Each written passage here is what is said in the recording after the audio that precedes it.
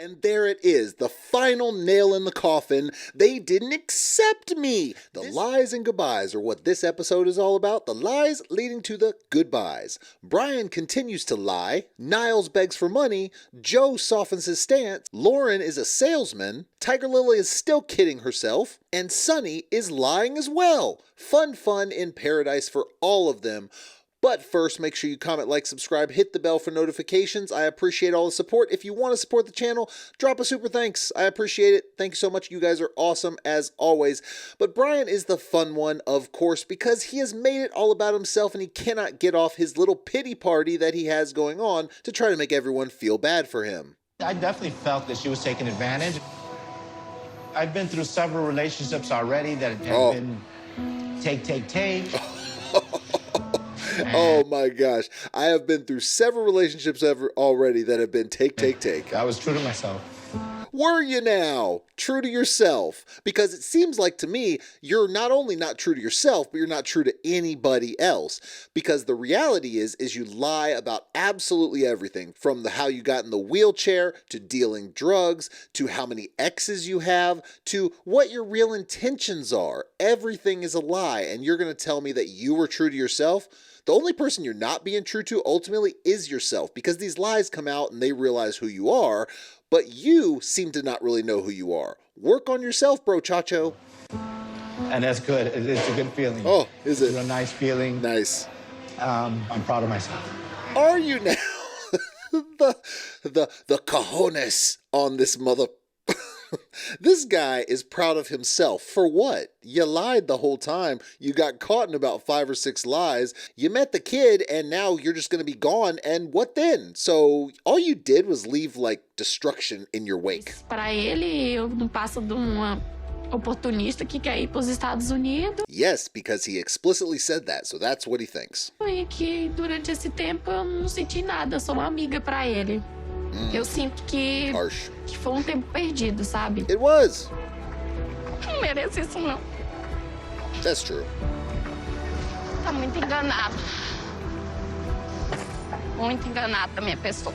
And that may very well be true. All I know, one thing for sure, is that maybe her intentions were to get to the United States to begin with, but that was not shown at all in this trip, and all it really became was how he was lying and not being honest, and she's calling him out on it, and I don't think he likes that. So was it really shown for her like being this opportunistic person, like I'm just trying to get to the United States and be a citizen? No, not really. So for him to say that, which he basically said, I feel like you're just using me to get a green card, to get a passport, because he was called on his BS and he was mad because he was pushed in a corner.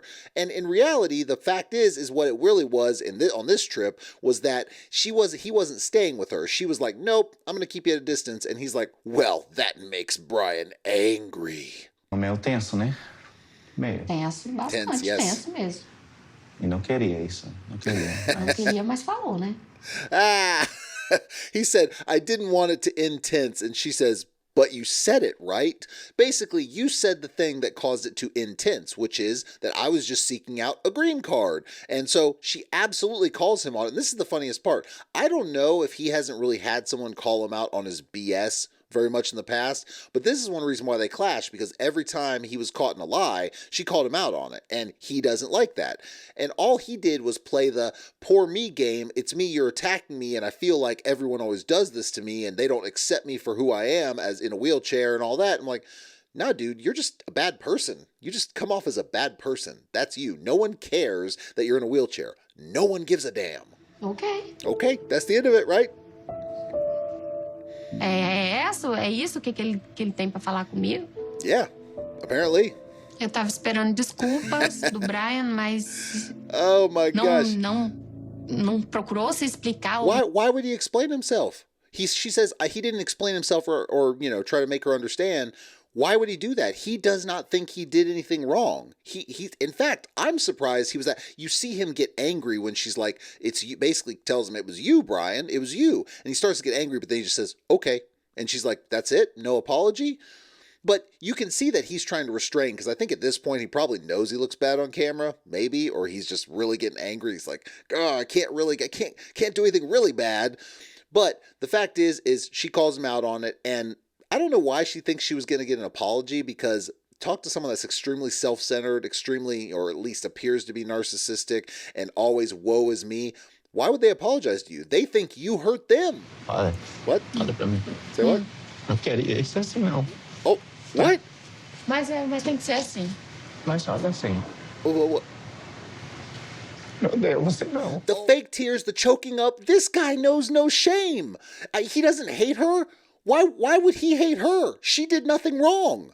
You, my friend, are the winner of the gold in the Victim Olympics. There is no other explanation for it. This is a joke. He is going to be back in some other country with some other person he met online doing the same thing so he can have lucky number X9 or whatever it is. Because this is the kind of stuff he does. The sad part is you see all these situations with someone from overseas like trying to get, a green card or trying to get to the United States or something like that. This guy's like the opposite. He's like the destruction reverse. He goes over there and leaves just absolute madness in his wake. This clown needs to be alone. He has no business being in relationships because all he is doing is destroying people's lives. From the women he's trying to be with to their children who he gets to know and then gives them gifts, and then he just absolutely leaves and tries to make it seem like it was their mom's fault.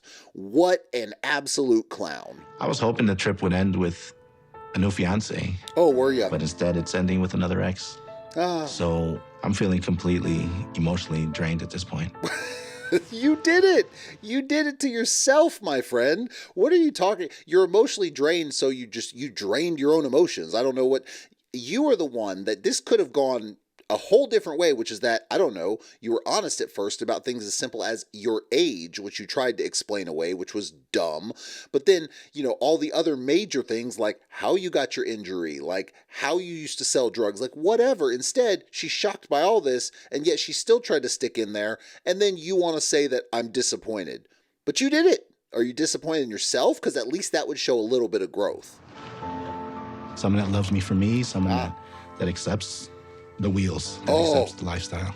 And there it is, the final nail in the coffin. They didn't accept me. This is what he does. This is why he wins the gold for the Victim Olympics, because every time something happens he doesn't like, he goes to, they don't like me because I'm in a wheelchair. No one gives a damn that you are in a wheelchair. I'm going to say it again. Nobody cares. You're the only one that cares. And look, if you have some self-loathing you need to work out, I feel for you. Go work it out in therapy or something. But right now, all you're doing is you're basically projecting how you feel on other people. I'm sorry, have you never heard that? Projection, my friend. That is you. You are definition projecting. Nobody cares about your wheelchair. You are the one. Figure it out, and maybe in the future you have a chance. But you know what? I'm going to miss him because he is a winner. I just hope that he didn't destroy whatever Ingrid's got going on too much, because he is madness incarnate. Tigerlily and Adnan continue to struggle with many issues, but, he's also kind of a dummy.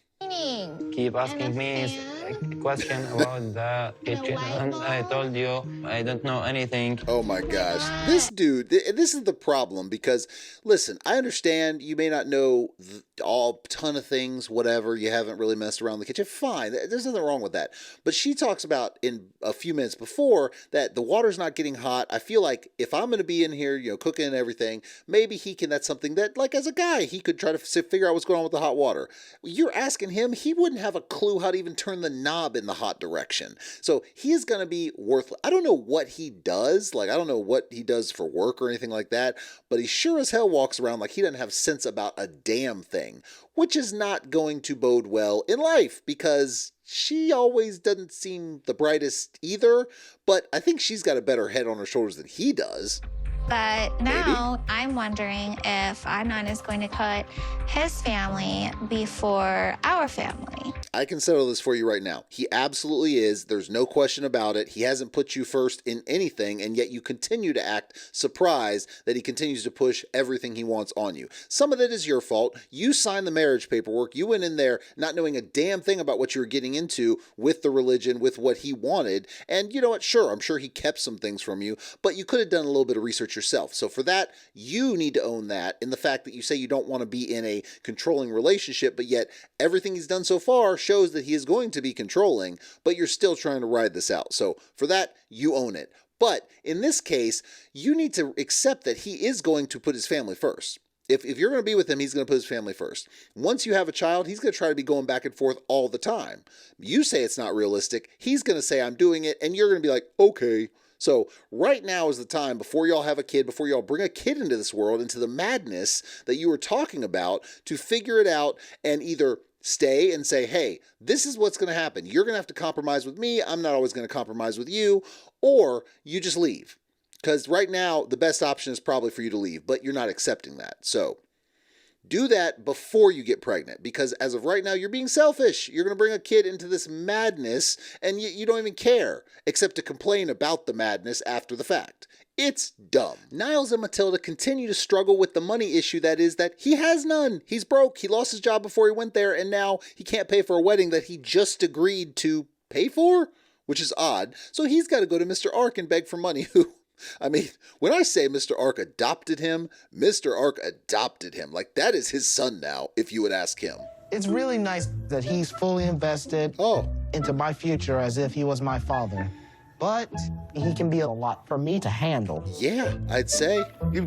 He's like, give due respect, stand up straight, do what you do. He tried to come out and sit down. Basically, Niles came and tried to sit down. He's like, no, you don't sit down. You stand up, you put your arms behind your back, you put your bag over here. No, my son will never do that. I'm like, this fool thinks he just adopted. It is so easy to adopt over there. My gosh, they're just like, yep, you're my son now, so I accept. Go, you're punished. You're grounded. I'm taking your phone away. Like, that's where we're at. Niles like, okay, Mr. Ark, okay, whatever you say. Can I have some money now so I can marry Matilda? Like this. This is the madness of this. And you know what? I love it. I'm here for it. But I really believe that Niles is fine with just riding this out like this is my new father. And Mr. Ark's like, this is just the culture. What do you want me to do? I am going to need some financial help to make up the difference. Ooh. I spoke to my son. Ooh. I'm very concerned about this. My son has disappointed me. I am very concerned about this. Like, he went to him and actually had to ask for money so he can pay for the gifts and do all these things. I'm like, Niles, my man, you had no plan for this. Now you're going in and accepting it, knowing you didn't have no money. Then you take it out, you show, I have no money, I have no job. So let's go start off the marriage with debt. And then Mr. Ark says some interesting things of his own. I have to be sure that when we go back to the U.S., you can send the guys money. Well, I'm sorry, what? Say what now? When he goes back to the U.S., he has to be sure that he can send the girl some money. Like, what? Now, if that doesn't sound like something that's a little sketchy, I don't know what is. You can hope for the best with Niles and Matilda, but this guy's like, I got to make sure he can send some money. Now, that being said, he does explain several times that it's, the man needs to be able to take care of the family. That's part of the culture. I get that part, but it's just an interesting statement. And then he goes on to say that all kinds of women marry Americans and they send them money all the time. I'm like, that's not how it should be, though. I mean, if he marries her, then they need to, she needs to go over there, he needs to come over there, whatever the case may be. Not just standing there just sending money and this is what it is, we're just sending money. Niles has no plan. That's also part of the problem. It is doing a disservice to both of them, not just him, Matilda as well. But they're going to live in this way. And just look, Mr. Ark tries to nail him down to when he's actually going to get her to the United States. 2 or 3 months. Say this again. I want to hear from your own words that I pledge daddy. By 3 I months. I pledged daddy? What? I told you, he straight up adopted him. I'll take Matilda from Ghana. By 3 months, I'll take Matilda. Okay, so by 4 months. Oh, it goes up, but just wait. So he said by 3 to 4, and then he said, I want to hear you say by 3. He said, by 4 months. So he's already gone up. But let's see. It's like a bidding war here. Let's just say within 5 months. Oh, he did it again. Don't just say. Not just say will be convincing. So he just keeps going up. He doesn't know because he doesn't have a job. And he goes on to say that I had an interview and it was promising and I'm really hoping. I'm like, that's all well and good, Niles. I hope you get the job for real. But you were literally talking about trying to get the visa process started, getting her over there, being able to provide for your family. Like, you have a lot going on for someone who doesn't have a job and has no money. And for you to be saying, yeah, within 3 months, okay, 4 months, 5 months, you might as well just be honest. But he even goes on to say, look, I don't think that's realistic. So he's lying. He knows he's lying. This is going to be a problem. You cannot start relationships this way and have longevity. He may really care about the girl. She may really care about him. But you are going to have a bunch of things you got to work out early on in the relationship if you start off this way, when he's going to go home and he knows damn well he's not going to be able to have her over there in 5 months. He says himself, the visa process, I have heard of people who can do it in 5 months, Matilda, but, it could be 5 years. I'm like, that doesn't help. You're going to go back. You think it's going to be good, like with you just keep stringing along? No, you're going to continue to have all these problems. And when you finally do maybe get to that point, it's just going to be such a strained relationship that it's going to be misery when y'all are together. So, some things you might want to think through. Now, Sonny and Veah have their own set of problems because, again, we're dealing with a situation where, well, I don't think Veah did her research on the Muslim religion when it comes to this. However, Sonny isn't as strict, so maybe she had a point there that she didn't really think it was going to be anything crazy. But now they're getting to the point of meeting his dad, and she's got to cover up her tattoos and do all these things, which I don't think is that crazy, at least initially. Of course, if it was ongoing and Sonny wasn't vocal about, hey, let her be who she is, I get that part. If they agree on, how they're living their lives or whatever the case may be. But I think that Sonny is not being completely honest about what is involved and what he actually wants. This family, they made us wear like really long dresses. And so she's talking about how this the garb he's trying to get her to wear to cover her tattoos and everything is a little uncomfortable, and there's a reason. Head coverings, like it was a sin. Ooh. To like show anything, like our ankles, our arms, like just like this. Oh, damn, you were part of a cult. She was a part of what on earth? Okay, maybe it's not a cult, but damn, religious fundamentalism or some kind of crazy where it's like, crack the whip, and they have this whole crazy interpretation. And this was an adoptive family she went in, so yeah, it was probably a little insane. Wouldn't shock me. When I see her picture, she's a little bit more healthy. Say what now? Now, what do you mean by that, bro, Chacho? What does that mean? It's mean like my father is trying to mean that. Like I look chubbier on camera? Yeah. Oh, he said yes. You're a little bit chubby. She said when I see her picture, she looked more healthier. So, like, she looked chunkier with the picture. I'm like, damn. Starting it off hot. Coming in hot right from the get-go of, well, in the picture, you looked a little chubby. And, maybe it got to her because they did obviously some of these confessional booth interviews they did way after the fact. And she's like, she looks kind of sick in the face, like very, very thin. So maybe that got to her and she really tried to lose some weight or something because she ain't fat, obviously. She's not. But damn, a little harsh there, bro. And then, like, my brother passed away, so it has the date my brother passed in it. So, no, I don't want saying why the tattoos mean something to her. to remove them. Can I tell you something? Tell me. Tattoo totally wrong. Tattoo is totally wrong. So she's basically, he's right off the bat. You can't have tattoos and you need to get them removed. But it's okay. You can do it within 2 or 3 months or so. It's fine. So he is clearly an not extremist, but extreme in his Muslim beliefs, very strict in this is this. So, and he's vocalizing that. He has no filter. So he says you need to be able to get rid of the tattoos within 2 or 3 months. And she's explaining that I got one tattoo and my brother passed away. And he's like, well, they're wrong though. They're completely wrong. Like, damn, no tact with him, none at all. He has no clue. You wanted to see my dad, did you not? Okay, now his dad was kind of an ass. Sonny should have spoken up more, and Veah should have been a little more realistic about what might have happened instead of just thinking she's going to convince his dad. It was wrong all around. Convert her religion. What? I can't be with her. What did you say? I don't know how I'm going to tell her. You're going to have to tell her that you lied, my friend, and say, oh, by the way, I acted like it wasn't that serious to me and I'm not a super strict practicing Muslim, but actually you have to convert or I can't be with you. And when do you plan to do that? When you're walking down the aisle? Like, this is the thing. What do these people think is going to happen when they hide these secrets until, like, the very last possible moment? It is not going to end well. It never is going to end well, and yet they think everything's going to be magical and fine, and we're going to live happily ever after, and she's going to wear the hijab. That lady is not wearing the hijab. I'm telling you that right now. So you, my friend, have a problem. Not a whole lot going on with Joe and Magda, except that he says we're going to let bygones be good bygones for the time being, and I accept that I don't want to propose until we have sex, and she doesn't want to have sex until they propose, and somehow that's going to come together and make it work. Whatever. Either way, they still have roadblocks to get past, like the fact that she likes to be very impulsive with relationships. I can choose. You have to know, a lot of people hurt me in my past, so I do know that. I just need to... Like, I care about you. I don't want to hurt you. Understandable. Now, I will point out the fact that her issue, like with the other guy that she moved for, she knew him for a couple months and then she up and moved to Germany. Possibly some of the people you're hanging around with and dating, possibly your impulsive nature, but you keep saying you've been hurt. You might not want to jump into things so quickly, and you may want to just kind of work on yourself first. I mean, the reality of this situation is you keep saying you're hurt, but yet the one thing you said, or the main relationship you had, was, I jumped and moved to Germany after 2 months, and it didn't work out. Shocker.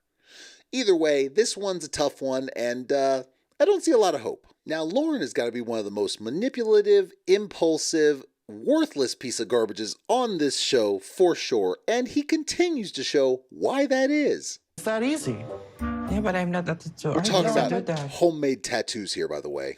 Well, you know, my ex gave me this one. Oh, good. My coworkers gave me this one. So why not you give me this one, right? Who's up for a round of hepatitis? We're just going to be sharing needles and tapping away. This guy, this fool has got problems. Seriously. Oh, are we? I mean, what am I looking at here other than what's going to happen is I'm pretty sure the next time we see Loren on camera, his arm will be missing after the intense infection that he has due to this homemade tattoo, along with whatever diseases he contracts. Congratulations, you're still an idiot. You know this one. I'm sure you do. Oh, by the way, he's trying to propose, obviously, and so he decides a magic trick is the way because Faith showed a magic trick. So let's see how he does. And then we pull it, right? And there's a string. What is he doing? Nice rainbow string, just for you, right? And at the end of the string, this guy, there's a ring. What is he doing? He didn't even do the damn magic trick. Just at the end of the string, there's a ring. Like what? At least you could have been like, hey, I need you to pull this out of here. Oh, what's that at the end? My God. No, he just pulls it out of himself and says, haha, rainbow string, and there's a ring. Yeah, yeah. I'll work hard for your family. Will ya? And? Anything you want.